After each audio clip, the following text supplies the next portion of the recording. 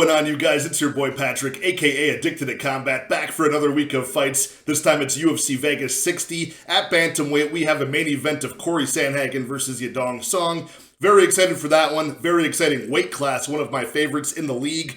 And I'm on a 6 UFC event win streak still. Somehow managed to squeak by last week with 1.2 units of profit. I've been winning on this streak since UFC 277 with Pena and Nunes too. So it's been a while of just using smart money lines, some props, and no parlays. I'm still in parlay rehab, and I've been successful ever since then. In those 6 UFC events, we're up 24.44 units. So trying to keep this streak alive if possible this week. There's some very close money lines, some bettable odds this week, but there are some very close fights. So 14 fights on the slate for this week currently. Not going to waste any more time. Let's get into it. Okay, looks like this fight is kicking off the card. Nicholas Motta taking on Cameron VanCamp at lightweight. Both guys are 29 years old, looking for their first UFC win after being unsuccessful in their debuts. Both were knocked out. Nicholas Motta knocked out by Jim Miller in round 2. Very shocking one there. And Cameron VanCamp getting knocked out in round 1 by Andre Fiallo on short notice. That was at 170, and that was a more expected result, right? He got smoked by a left hook, vicious left hook counter from Andre Fiallo. That's Andre Fiallo's win condition generally is a round 1 knockout. And Cameron VanCamp is a guy who tends to get the job done early in his fights as well, but he's primarily a submission fighter. He does have some wacky, unorthodox striking, though, as we saw in that Andre Fiallo fight, where he actually had Fiallo hurt very early on in the fight before getting knocked out himself. Nicholas Motta, very much a stand-up fighter, primarily a striker from Brazil. He is very, very good if he can just keep the fight at a traditional boxing pace or like a kickboxing range fight. When the fight is very clean, he'll come out on top. He's not very high output, though, which is what worries me in this fight. And he can succumb to some of the unorthodox strikes that come his way in mixed martial arts, right? Like Superman punches from Jim Miller we're getting through. And Cameron VanCamp actually is a guy who will crash the pocket, but he just has very poor striking defense, this VanCamp, and that's what cost him in his fight. So he's a guy who's got that like hands down, uses his head movement in a very elusive style. He'll switch stances and, with his hands low, he'll actually come and strike with a lot of weird shots from different angles. His uppercuts come from weird angles. His hooks and right crosses come from weird angles. That could be a problem against Motta, but eventually Motta, I think, will find the counter that he'll need to, knock out VanCamp here. I would say in round 2, I would expect Motta to get the finish. The problem with this betting-wise, though, is he's a minus 245 and climbing favorite is Nicholas Motta, about 190. Plus 190, the underdog in VanCamp. I think this line should be a lot closer. Motta has not looked good in a while because we haven't seen him win in a while, since 2020, right? So he took a long layoff until the Jim Miller fight. Now it's been since February. We haven't seen him fight. VanCamp has been active, a few fights in 2021. He just jumped in on short notice, and now he is coming down a weight class, though, which is strange as well, too. He's 6'2", 74-inch reach. He's not a small guy, and he hasn't been at lightweight in a few years. So questions on both sides. I don't like the low output striking of Motta here. I think if he gets caught waiting for the counter to happen, and it never does, he could get outstruck in the numbers by VanCamp.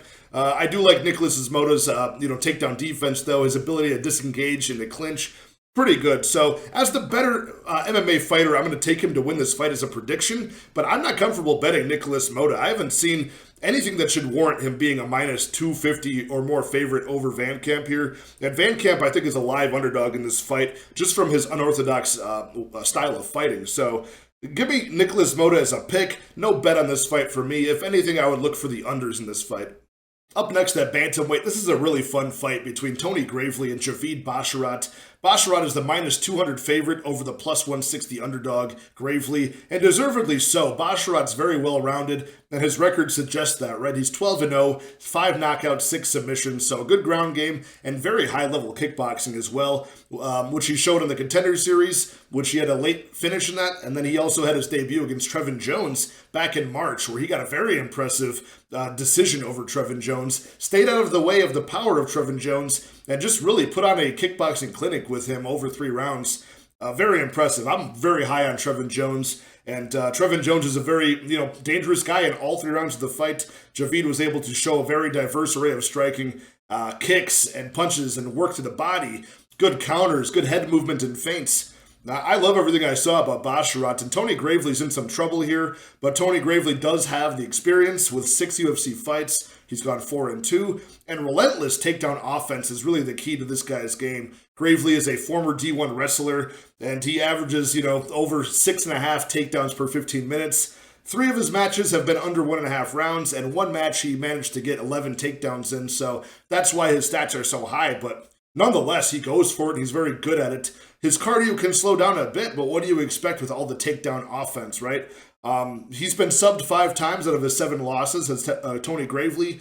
These were all to very high-level guys like Patchy Mix, Manny Bermudez, I think Brett Johns, in the UFC. So, that could be a path for Basharat for sure. I don't really see Basharat submitting Tony Gravely here. I could see Basharat using the takedown, the submission offense as a way to get back to his feet if he is taken down. That's really how I see that playing out. This will be a battle of who's holding center in the octagon, as both guys do love to hold center against their opponents. I could see Basharat being successful moving forward or backwards, though. His kickboxing is that high level. I can see a decision win for Basharat here. Tony Gravely, if he slows down a lot, sometimes his defense is lacking. His power is also lacking too. He's powerful early, as shown by his last very early sub 1 minute knockout over, who was that? Johnny Munoz Jr. I don't see that coming into play here. I think Basharat's pretty fast. He's got good footwork and cardio early and late. So I think Gravely's striking is going to look very slow and labored in rounds 2 and 3. And at that point, Basharat's going to have his way with him. So the possibility of getting a knockout for Basharat certainly is there later as this fight goes. But I think more likely than not, Basharat gets a decision win in his second UFC fight. So give me Javid Basharat at minus 190 to minus 210 on the money line. I like that price quite a bit. I'm pretty confident he wins. Up next at women's flyweight, this should be an exciting fight regardless of the result. Maria Agapova taking on Jillian Robertson. Minus 140 currently for Jillian Robertson. Maria Agapova up at plus 120 as an underdog. I'm not sure which way this is going money-wise right now in the markets, but Jillian Robertson, surprisingly young, right? 27 years old for having 12 fights in the league. She's 7-5 in those appearances, 2-5 in decisions, 10-7 as her record overall. But she does have that trick up her sleeve. Her main skill is that BJJ black belt that she uses to get 7 submissions out of 10 wins on her record. Maria Agapova, a very long, rangy, pretty big for the weight class girl here. Only 25 years old for the Kazakh. She has the big reach advantage at, I think around, what are we looking at? 5.5 inches of reach, an inch of height. And she's got like the KO potential on the feet, right? Jillian Robertson can get outstruck. She's not the best wrestler as Robertson, not the best to get the fight where she wants it. Pretty weak single leg attempts that she dives on from a mile away. Not the best at driving through her double leg takedowns, but she can level change if her opponents overswing, and that's in play because Agapova, very wild striker, can overswing and probably get taken down that way. It's going to be, this comes down to a couple of scenarios that I can see playing out for Jillian Robertson here, right? It could play out like the Cachoeira fight that she had most recently, where she was able to catch Cachoeira overswinging, level change, get her to the ground, and just keep her there, employ all the kinds of BJJ magic she wants. From mount, she was able to switch to a potential armbar, and then eventually got the rear naked choke in round 1 at the last second. Okay, there's a second scenario that could play out for Robertson, which is not that great, right? When she fought Macy Barber was a much more physically imposing girl, very strong, kind of like Agapova is, did not allow herself to get taken down off of the cage, clinching, and she was able to circle off, defend the takedowns, and outstrike Jillian Robertson so badly it was a standing TKO in round 1. That could also play out, and that's the side that I'm leaning on here, you know? If Agapova stays on the feet, she's got those nice, long southpaw weapons, nice body kick, and southpaw versus orthodox, that body kick could open up the liver shot. Very nice left straight that she snipes. Believe she might have gotten Sabina Mazo with that several times before club and subbing her, right? So If Agapova can be just a little bit more measured in this fight than she has been, last time out she lost against Marina Moroz, but Marina Moroz was able to match her physical advantages, her height, her reach, and her strength on the cage. Use technique to take her to the ground and sub her there. Jillian Robertson, I don't see, taking that path. She'll have to catch a mistake from overswinging of Agapova to get this fight to the ground. I think it's completely 50-50 at best. I'll take the plus money on Agapova here. I want her to win inside the distance. I think the unders are in play here. Robertson with the early sub, Agapova with the early knockout. Maybe not even early. It could be later in the fight. Fight doesn't go, or the under 2.5 is how I would play this. Or Agapova inside the distance if it's juicy enough. So that's my bet for this fight. Give me the dog here.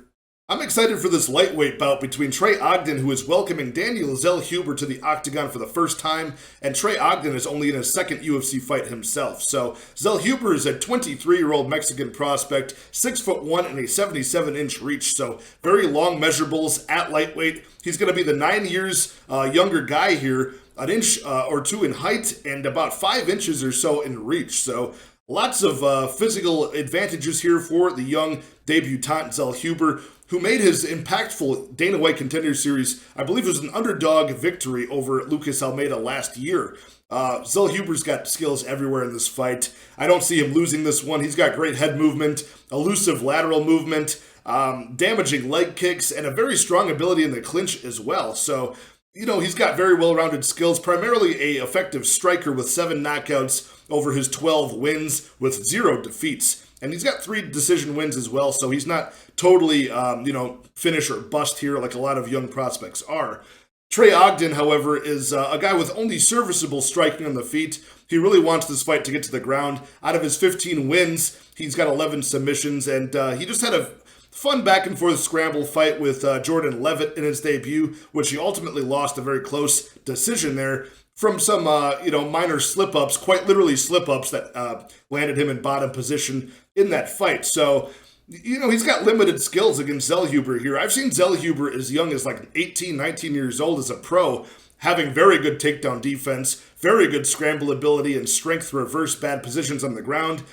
So I really don't see a way where Trey Ogden wins this fight, unless he can really just snatch up a good submission on Zellhuber in a crazy scramble. If Zellhuber, for some reason, gasses out in this fight, maybe Trey Ogden can then capitalize on a submission at that point in the fight. But, Trey Ogden does have a good level change ability. He is pretty fast to shoot the takedown. But I think Zellhuber is actually faster here. And he's demonstrated a lot of very good ability on the ground for as young as he is. And not to mention, in his Dana White Contender Series bout, he landed about 115 significant strikes and looked totally fine after those 3 rounds. Not very fatigued, as you would expect he would be. So just the strength, the ability on the feet is night and day here, and all of the physical advantages and the youth advantage. I'm going to take him to win here pretty confidently. Putting minus 260 or more on a debuting fighter who's undefeated, not normally my style, but over Trey Ogden, it seems like the move here. I'm going to take Zellhuber to win a decision over 3 rounds or a ground and pound stoppage somewhere down the stretch of this fight. Give me Zellhuber to win dominantly. We have Loma Lookboonmee versus Denise Gomes at women's strawweight. This is a short notice replacement bout for Gomes. She's filling in for Diana Belbita, and Gomes just came off of the Contender Series, not but like 3 weeks ago, right? August 23rd, she got her win there. She is on a 6-fight win streak. She's 6-1 as a pro. It's Gomes, 22 years young, and only outsizing Loma Lookboonmee by 1 inch in height and 1.5 inches in reach. So pretty even matchup here. Loma Lookboonmee is a former atomweight. She's 6-3 as a pro in mixed martial arts. 5 UFC fights where she's gone 3-2, but she has a huge amount of experience in Muay Thai world champion, and that shows in her fight style. She's deceivingly strong in the clinch. She's got that single and double collar tie. That's her bread and butter. Gets knees to the body. Can even transition to wrestling now and get some offensive takedowns. We saw that against Sam Hughes. She looked very improved, strong in the clinch, able to get the fight to the ground with 4 takedowns over Sam Hughes. And, just amazing technical Muay Thai, as you would expect from Loma Lookboonmee. Her strikes just, swings her leg like a baseball bat to the body, the legs, and the head. Very good stabbing front kick to the body to maintain distance. And she's just a problem, very strong, not fight-ending power at her size. All of her 5 UFC fights have been decision results, but Denise Gomes has nowhere near the speed and accuracy and power that Loma Lookboonmee is going to face her with here. So I'm going to see Denise Gomes struggling to get in range. Gomes had a very impressive Dana White Contender Series bout, very good fundamental striking, jabs her way into range, enters the pocket with pretty good combinations, and landed 103 significant strikes over her opponent in that fight. So pretty good showing there in her, first look in front of the UFC boss. But she's got the fundamentals, just not nearly as, refined as you would expect versus that of Lookboonmee, who's been doing this for a long time at 26 years old. And Gomes isn't going to outsize her, not have the wrestling to really challenge the Muay Thai and stifle it. So we're going to have striking output, technique, power, minute winning, all going to Loma Lookboonmee here. So I got to go with Lookboonmee. She's the minus 270 favorite. That seems about right. I don't see much extra value on that price tag for Lookboonmee, but I do think she wins. Maybe you can look at that decision prop for Lookboonmee, her most likely path to victory when that prop drops this week. So give me Lookboonmee to win by decision here. Up next at bantamweight, we've got Aspen Ladd taking on Sarah McMann. The biggest stat that jumps off the page, of course, is Sarah McMann's age. As usual, she's 41 years old. She'll be 42 in a few weeks. Aspen Ladd is only 27 years old, so minus 125 favorite for Aspen Ladd, who has a few finishes on her record as of late. Sarah McMann plus 105 underdog here. 13 fights in the UFC alone, 7-6 record among those, fighting everybody in the division for the Olympic silver medalist. In the 2004 Olympics in wrestling, Sarah McMann, she's 13-6 overall. This is a very close fight compared to how you would think it would be. A 27-year-old taking on a almost 42-year-old who's been in there forever. A lot of fight miles on Sarah McMann. They are the same size, 5'6", 66-inch reach for both women here. Aspen Ladd, known to be kind of a hot or cold fighter. She's known to have a horrible weight cut many of the time. And she started her career in the UFC with some violent finishes, right? Some good ground and pound striking is usually how she makes her mark. Stand-up striking, not so great.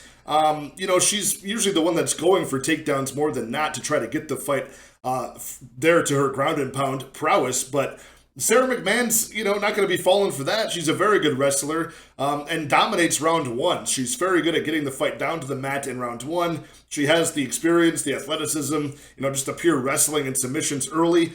The knock on her is her gas tank at certain points. Many a times, she can even be submitted herself on the ground, reversed in position when she gasses out later in the fight. Lately, we haven't seen that a whole lot. I mean, she's coming off of a win over Carol Hosa in March. So that was a fight where I actually, bet against her in that fight, but I also bet against Aspen Ladd in her last fight and was successful in that one. So I'm hoping maybe I can just call it even. I'm even on both of these girls, betting for and against them.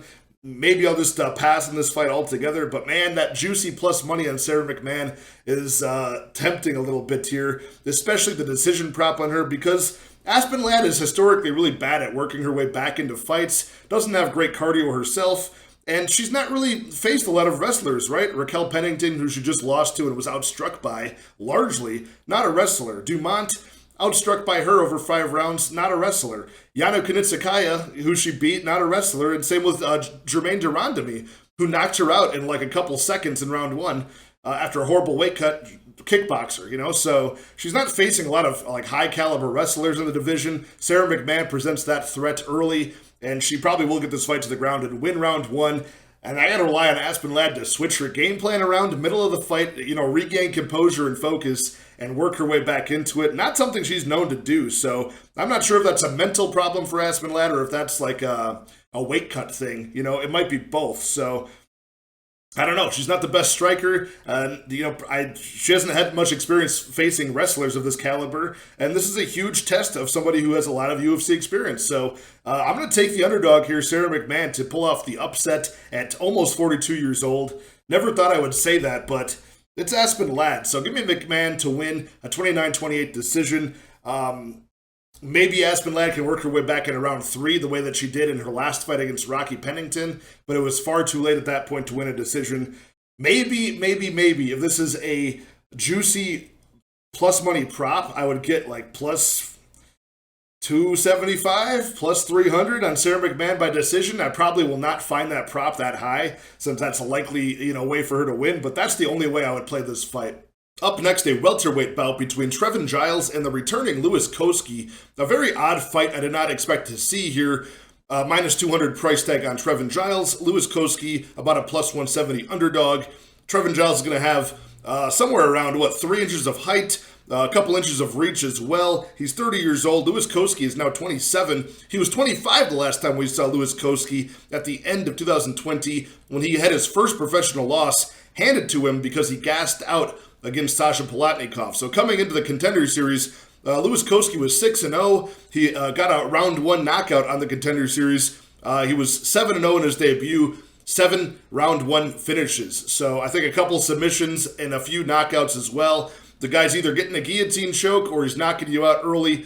Otherwise, he's gassing out. And we saw that against Sasha Palatnikov, who's no longer on the roster, by the way. He had Palatnikov in all types of trouble, and then Cosce gassed out towards the end of round 1, to be honest with you, and was just a dead man walking in rounds 2, eventually stopped in round 3 due to TKO and fatigue. So I don't even expect this to... I'm actually unaware of why he's been off this long. I think there's been some matches offered to him. Maybe he's backed out. Maybe his opponent has. But it's been a long time, super inactive. A guy that, you're looking to fade his gas tank back in 2020, not just 2022. So Trevin Giles is now in his second fight now at welterweight in the UFC. His first one was against Michael Morales, where he got knocked out in round 1 after having Morales in all types of trouble in that fight, and Morales is a stud. Before that, he had a loss to Dricus du Plessis at middleweight, where he got knocked out early in round 2 as well. So not very characteristic for Trevin Giles to get knocked out, and not characteristic for him to get knocked out early in the fight as well. So I don't see that as a path to victory here for Louis Cosce. That might be why this money line is not wider, because the odds makers saw that kind of like a pattern that's being exposed of Trevin Giles. Both of those names that just beat him were studs. I think this is a huge step down in competition for Giles. I'm not one to trust Trevin Giles with my money with much confidence, but I really do think he's been fighting high-level UFC caliber competition his whole pro career. He's had some sketchy spots against some of them, but either way, this is a spot where I expect him to get an inside-the-distance finish, probably either in round 1 or round 2 of the fight. He's going to frustrate Louis Cosce with leg kicks, a nice long jab, and eventually catch Louis Cosce trying to get those power hooks in range, and I think he'll get countered and knocked out pretty early in the fight. So a BJJ brown belt for Trevin Giles, too. I think he's better everywhere this fight goes, and I'll look to play this from a props perspective. Probably look for Giles inside the distance. Okay, up next at featherweight, we've got Pat Sabatini taking on Damon Jackson. This is a fun fight between two very talented grapplers in the division here. Damon Jackson now on his second stint in the UFC, actually. He's had a lot of experience over his 10-year-long pro career. After his unsuccessful first run in the UFC, he went back to the LFA, had some success in Bellator over the years as well. And, now he's actually 4-1 in his second stint, only losing by knockout to Ilia Topuria. He has been knocked out a couple other times in his career. 15 submissions, 21, 4-1, no contest overall for Damon Jackson, the plus 170 underdog. Pat Sabatini, the minus 200 favorite here, former CFFC champion and a former D1 wrestler as well. So, Pat Sabatini, of course, a high-level BJJ black belt in his own right with 10 submissions on his pro record. This is a case where you've got two guys that might get into a greasy scramble on the ground here. Who knows who comes out on top of that?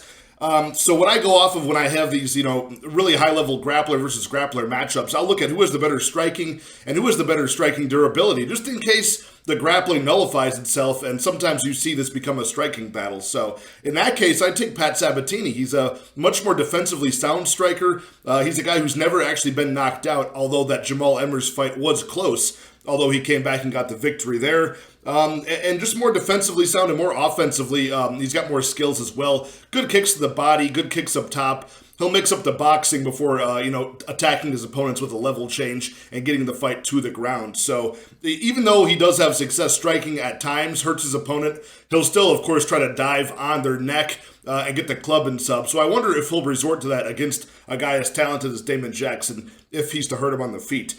Very interesting. What else I'll look for in these grappler versus grappler matchups? I'll look for, who has the better pure wrestling. And although both guys did wrestle in college, it is Pat Sabatini with the highest level of wrestling, and he is the most successful with using it against even, fellow wrestlers in the cage, guys like TJ Laramie, who are pretty good MMA wrestlers, able to, take him down and work back up to his feet. Sabatini's not one of these guys that plays jiu-jitsu off of his back solely. He'll actually, use the butterfly guard to get back up, put the feet on the hips, wall walk on the cage, and reset the position so that he can then get the dominant position on the ground. So I like him to win here. I expect him to, inflict more damage over 3 rounds and probably get another decision win over Damon Jackson. But this could get greasy, so I'm not sure I'm going to get on the minus 200 money line of Sabatini here. I'm not sure if I'll be playing this fight from a betting perspective at all. Maybe the time props going over I would look for in this fight, but give me Sabatini to win here. Up next at middleweight is a pretty fun clash of styles between Marc-Andre Barriault and Anthony Hernandez. Anthony Fluffy Hernandez, the minus 175 favorite here over Marc-Andre, the plus 145 underdog. So Marc-Andre Barriault and Anthony Hernandez, both pretty sizable middleweights here, 6'1" and 6 foot for Fluffy Hernandez. Marc-Andre is going to be giving up 2 inches of reach, and he is 4 years older at 32 years old than Fluffy Hernandez. So Hernandez, there's no secret to his game plan. He's got 6 submissions out of his 9 wins for a reason. He just wants to get this fight taken to the ground. He does have a pretty good level change, a pretty good strength to push his opponents against the fence and eventually work the double leg takedown. He's very good at that. So that's going to be the deciding factor of this match is Marc-Andre Barriault's ability to get back up to his feet and defend the takedowns. And lately, he's been very good at doing both of those things. And I love the pressure striking of Marc-Andre Barriault in this fight. He's going to have the striking advantage all day. Super active, super high output striker. And I love the pressure he employed against guys like Dalchalun Gimbula, Abu Azaitar, and, before that, a TKO stoppage over Oscar Pichota. It was a no contest due to an oral steroid that they caught Marc-Andre with. Likewise, Anthony Hernandez does have a no contest as well for marijuana. He should have been credited that Contender Series knockout of Jordan Wright, but 6 submissions for Fluffy Hernandez. Again, that's where he wants this fight to be. It's on the ground. He's got great top pressure, and he's super quick at wrapping up the neck, taking the back, transitioning all over the top position. And, he's one of these BJJ guys that are so high level. They're setting up traps for you. You're defending one choke that you think he's going for, and he's already setting up something else for himself. So Marc-Andre Barriault, though, oddly enough, has never been submitted before. And so far, he's been very effective in his recent fights at defending the takedown. And when he does get taken down, he pops right back up to his feet. So a very strong guy.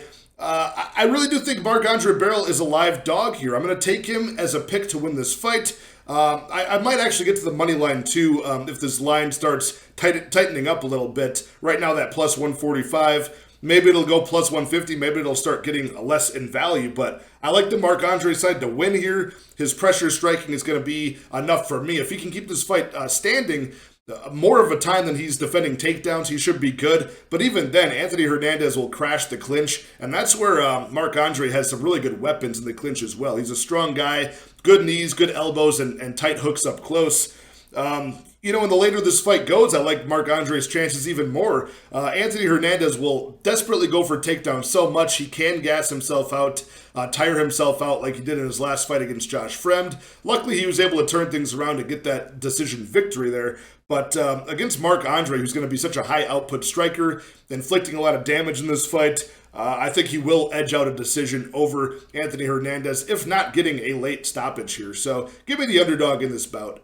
Up next at heavyweight, we've got Tanner Boser taking on Rodrigo Nascimento. Both guys fairly young heavyweights, 31 for Boser, 29 for Nascimento. And both guys on a over year-long layoff, which is uncharacteristic. Boser coming off of a round 2 KO of OSP in June of 2021. Rodrigo coming off of a round 2 KO of Alain Baudot in 2021 in July. So Rodrigo has, tested positive for a banned stimulant, Ritalin, a very normal ADHD medication. Same as Kevin Lee. He got actually suspended for Adderall back in the day.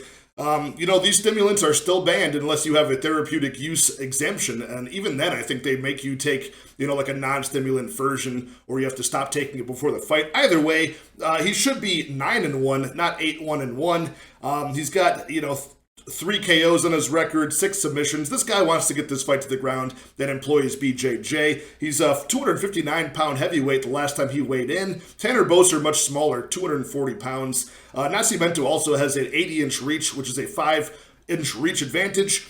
Does not have the stand-up or the defense or range control to use that, so that's not a big deal. I do like the money line on Tanner Boser at -170, where I saw it at first. It's now moving towards -190, -200 on some books. Nascimento, about a +160 underdog or so now. I don't understand this money line. I think it should be there's much more value still on Tanner Boser here, honestly. He's got 11 knockouts, 2 subs, way more UFC experience, better level of competition, a close fight against Arlovski, a close fight against Ilir Latifi. He's got way more professional experience as well with 29 professional bouts, a huge career before the UFC. His only time he's been cracked, the only time his durability failed him was against Tim Hag, who's a former UFC veteran. RIP Tim Hag. I think he had like a 1-4 record in the UFC, but nonetheless, that's the only time we've seen this guy knocked out. He's never been subbed.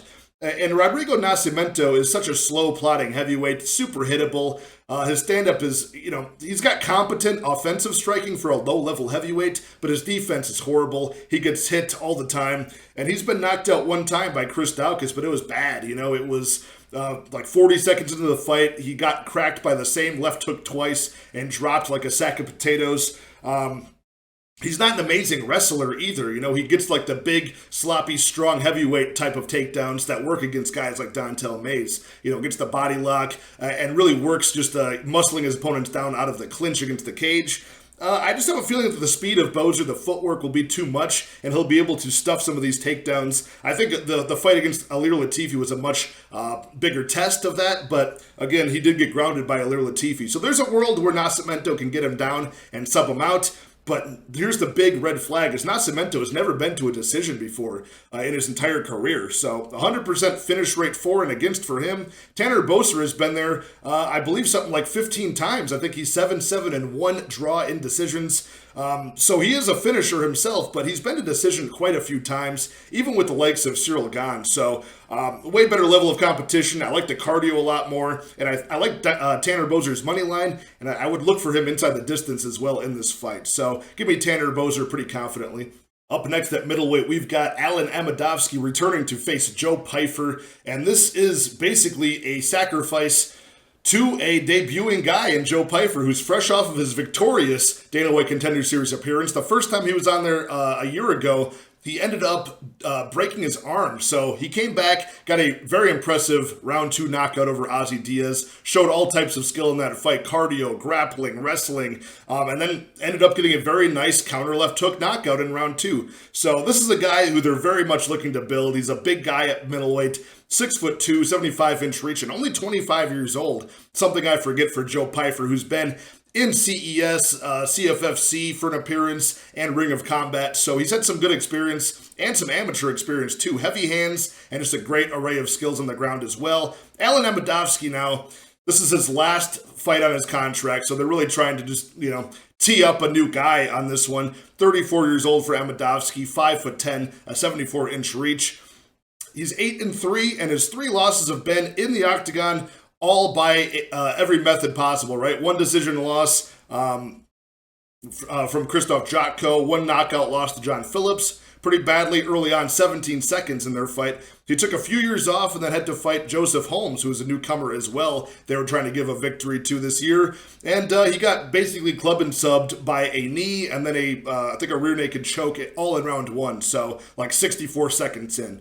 This guy, Amedovski, is the definition of killer be killed. He's got basically devastating round one power for sure if he can get in range. He throws a jab, like jab, cross, just blitzing attacks. I think the guy thinks he's like Vitor Belfort in the 90s or something. And then, sometimes he just measures up the jab and goes for like an overhand right. But his chin is up in the air. He's open to get countered. If he cracks you in the early part of round one, you're going to go down. But if you can withstand that or just counter him, the way I think Joe Pyfer is going to use that same left hook he had on Ozzy Diaz last month, I'm pretty sure that is in play in like 30 seconds in round one here. So I'll be looking for Joe Pyfer, not the money line, which is minus 400, minus 430. Alan Amedovski, of course, the plus 300 or more underdog. Just look for Joe Pyfer, round one knockout. Look for Joe Pyfer into the distance in case he gets the club and sub. Anything like that, or fight doesn't go, or the under 1.5. Probably all in play here. I'll be looking to play this from a props perspective, but I'm very confident Joe Pyfer gets this one done. Up next at featherweight, a very fun fight between Bill Algeo and Andre Fili. Fili is the slight favorite at minus 135. Algeo, the slight underdog, plus 110. It seems like the money line is getting closer to a pick'em price tag currently. Bill Algeo, both guys are big featherweights right off the bat. We can see that. 6 foot tall for Algeo, 5'11 for Fili. The reach is only 1 inch in the favor of Fili. And, about the same age, too. 33 years old for Algeo, 32 for Fili. Tail of the tape pretty identical here. What jumps off the page right away is the experience level at the UFC level, right? 5 UFC fights for Algeo, where he's gone 3-2. All of these have been decisions except for his last fight where, it was pretty much a give-me fight against Herbert Burns. All Algeo had to do is not get submitted early.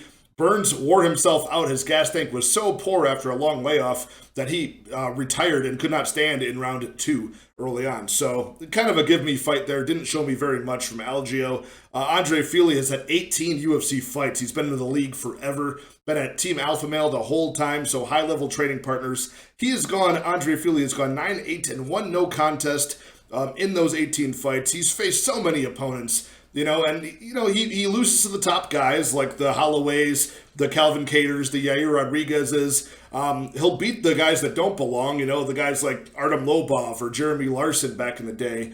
Shaman Marias, who got cut. So he's about 50-50 against guys that do belong, right? He beat Charles Jourdain in a very competitive back-and-forth 3-round fight. That win has aged very well. I like the striking of Andre Fili. I think he's throws nice linear strikes. He's very fluid with his movement with those strikes, those counter strikes. He can move pretty light on his feet or plant his feet in the pocket and exchange. He can be hittable from certain positions, right? He's only been knocked out a couple of times. That was by Yair Rodrigues a while ago, and also most recently in 41 seconds to Joanderson Brito with a big overhand right. And that overhand has given Andre Fili trouble in a couple of spots. Even Charles Jourdain dropped him with that same strike. So I'm not sure how much to weigh that Joanderson Brito knockout. Obviously, it shows that there's a durability issue with Andre Fili, but these things do happen, these flash KOs early. Bill Algeo was able to actually beat Joanderson Brito earlier this year. Starting off a little rocky there, getting taken down, but able to work himself back in the fight and win a clear-cut decision. Bill Algeo has never been knocked out before. But I feel like the style of Andre Fili is going to give him trouble on the feet here. Bill Algeo has kind of like lesser tier version of Corey Sandhagen's movement style. The hand down by his side, very comfortable, keeps his chin up there, and kind of uses head movement and footwork to bait his opponents in so he can counter.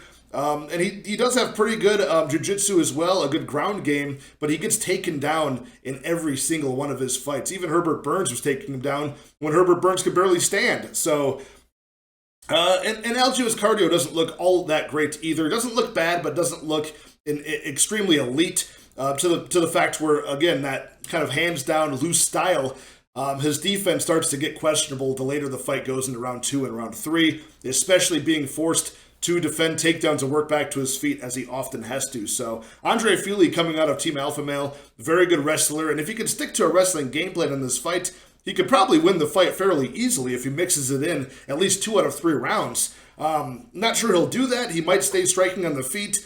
Neither guy is particularly high output with the volume of their striking, but I think Andre Fili's style is going to give Algeo trouble here. All the guys that match the large stats, reach, and height-wise of Algeo have given him trouble. Even Andre Fili's, training partner, or at least teammate at Team Alpha Male, Ricardo Ramos, is a guy that beat Bill Algeo just based on that, but he was able to work in like 8 or so takedowns as well. So even on the feet, if this stayed striking, I would have questions about Algeo coming through here. I would probably favor Fili's experience, his power, and just his ability to use those linear strikes to eventually find his mark against the defensively lacking Bill Algeo.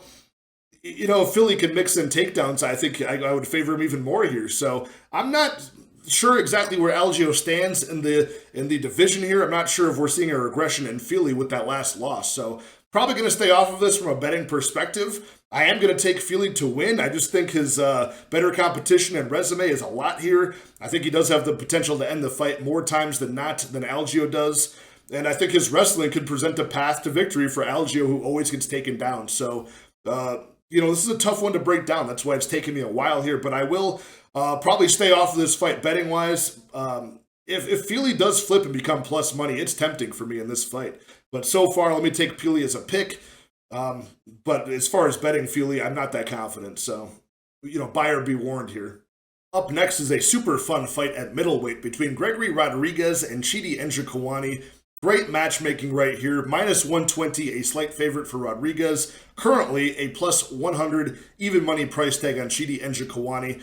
And both guys are very big for middleweight. 6'3", 30 years old for RoboCop, 33 years old for Chidi. And 80-inch reach in the favor of Njokuani. That's a 5-inch reach advantage. Very important there for the kickboxer Njokuani, who's coming off of back-to-back wins in round 1 over Dushko Todorovic. Nice elbow to finish the fight there. And Marc-Andre Barriault before that, I think it was under 20 seconds he got the knockout in that fight. So very impressive. And he also had that late finish by elbow ground and pound over Mario Souza on the Dana White Contender Series. Chidi Njokuani has had a lot of experience, probably the more experienced guy as a pro mixed martial artist. Long career in Bellator over a number of opponents. He does have that glaring weakness, which is his ground game, though. Anti-wrestling, not great. Takedown defense has always been the bane of his existence, and he's been submitted before as well, and lost by ground and pound due to that heavy wrestling top pressure he can't seem to stop. So Andrei Koreshkov in Bellator, round 1 took him down, ground and pounded him, right? John Salter, same thing. Round 1 takedown in Bellator, able to get the rear naked choke. Also, his highest profile fight was against Rafael Carvalho, who was able to win a decision over Chidi Njokuani by taking him down and controlling him in the clinch. So, a glaring weakness, and I don't like seeing that against Rodrigues, who's not only dangerous on the feet and has power the way Chidi Njokuani does, but he's very dangerous on the ground as well. Very good ability, always getting at least a couple takedowns in his fights, right? Unless, his last fight against Julian Marquez, he didn't need to. He was able to knock him out spectacularly in 3 minutes of round 1. Killed him in that fight by knockout.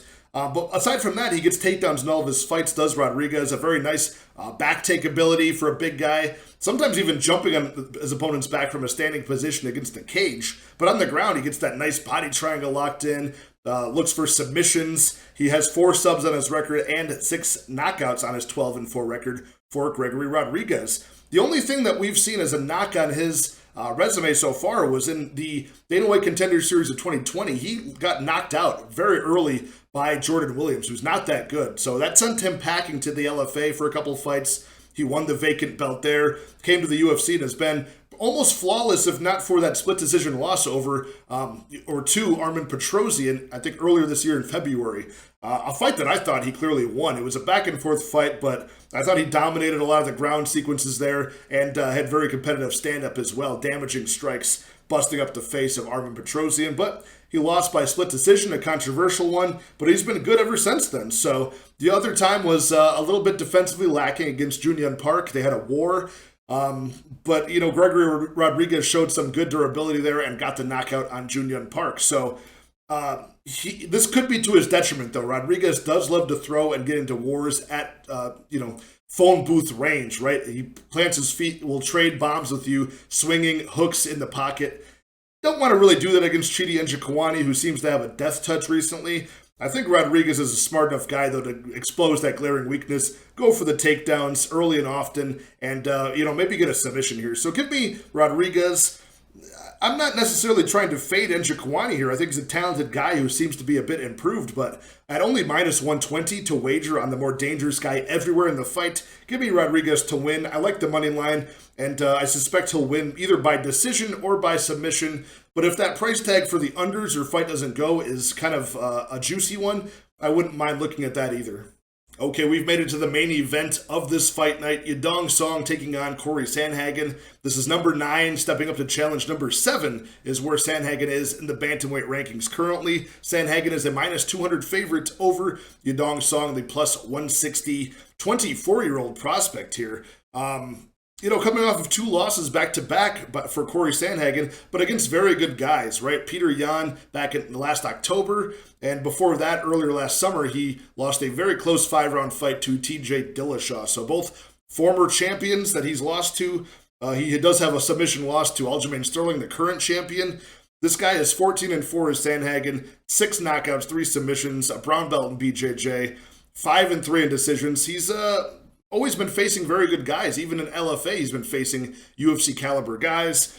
A very nice, loose, elusive style he has. That hands-down style, almost like a Dominic Cruz in there, the way he has the lateral movement.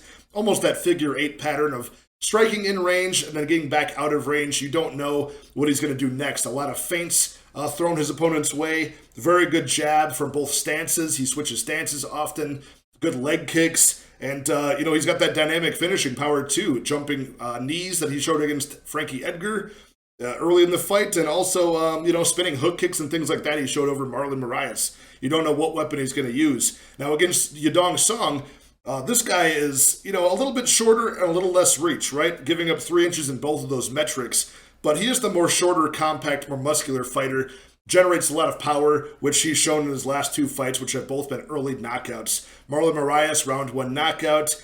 Julio Arce before that, round 2 knockout. And to start off his 3-fight win streak, Casey Kenny, he beat by what's called a split decision, but I thought it was a very clear-cut decision. He also has a very close decision over Marlon Chito Vera. So a lot of wins aging well for both guys here. Makes it very exciting. The only time he's been finished for Song Yadong is when he was, I think he was only knocked out once when he was like 19 back in the Chinese promotion. So it was pre-UFC. Same with Sandhagen. He's never been finished. So durability shown on both sides here. I would argue that Corey Sandhagen has proven his durability more because he has faced such higher, more dangerous, threatening competition. But either way, Song Yadong, a powerful puncher. You can't deny it. But that's really where I give him the advantage, right? Power punching. I still give the explosive knockout power from all types of strikes to Corey Sandhagen. And to make matters worse, that 3-inch reach advantage against Song Yadong, he throws very looping strikes, right? Like in his last fight, loading up all kinds of winging hooks against Marlon Moraes. Luckily, they found their mark, but it was a left hook, right uppercut that found its mark on Marlon Moraes. If you're not throwing long linear strikes, it's going to be very hard to find Corey Sandhagen, who never gets caught in boxing range. Always moving, sticking and moving out of range, very oblique stance, does not get hit very often, very good defensively. But Yadong Song has got very good, crisp technique up close. I'm not saying he's wild and untechnical. Very good up close, but you're just not going to find Corey Sandhagen in those positions very often. So making a reach disadvantage worse for himself is the 24-year-old here, giving up the better experience. And also I mentioned, Corey Sandhagen just lost to 2 former champions, but it was also 5-round fights, right? So those are 10 consecutive rounds, and his cardio held up. He was able to outstrike those guys in a lot of those rounds, So you're looking at Song Yadong, who's a power puncher, very, muscular guy. How is he going to look in those championship rounds of round 4 and 5? We've never seen him in before. Disadvantage there again. So that minus 200 money line is not looking too bad. It's looking like a discount on Corey Sandhagen as far as I'm concerned, through the tape study and just through the resume of both guys. So, you got a guy in a power puncher with 2 finishes at bantamweight on a 3-fight win streak in Song Yadong, and you've got Corey Sandhagen who's on a 2-fight losing streak. I think that's kind of influencing this money line here. I would expect more money to come in on Corey Sandhagen At minus 200, I like it. I've got 2 units on him currently. Both guys tend to finish under the 1.5 mark when they do. That would lead me to believe that if Yadong Song can hang in there, this might be a decision win for Corey Sandhagen, or maybe potentially a late finish if he falls apart. I have no evidence to support that he will, and he's been durable. So I like the Sandhagen by decision. I don't know what that prop is. It has not dropped. But if it's juicy, maybe I'll sprinkle in on that as well. But the money line's good enough for me. Give me Corey Sandhagen here to get back on track. We'll call it a decision victory for Corey Sandhagen. Okay, there you have it, you guys. All 14 fights broken down for UFC Vegas 60. If there's any replacement matchups, I will either tweet it out or put on Instagram what my pick or prediction is for that one. And so follow me there at Combat Addict 1 on Twitter, at Addicted to Combat MMA on Instagram. I'll also be doing a live stream on Thursday night this week, not Wednesday, but Thursday night, to accommodate my guest, who is the lovely Cody from Blood Money MMA Bets. And, he's probably going to have broken 1,000 subs by the time we do that YouTube. So it'll be a celebration of that and also breaking down all of our predictions and props for the card this weekend. Hit that like, hit that subscribe, and I will talk to you guys soon. Cheers.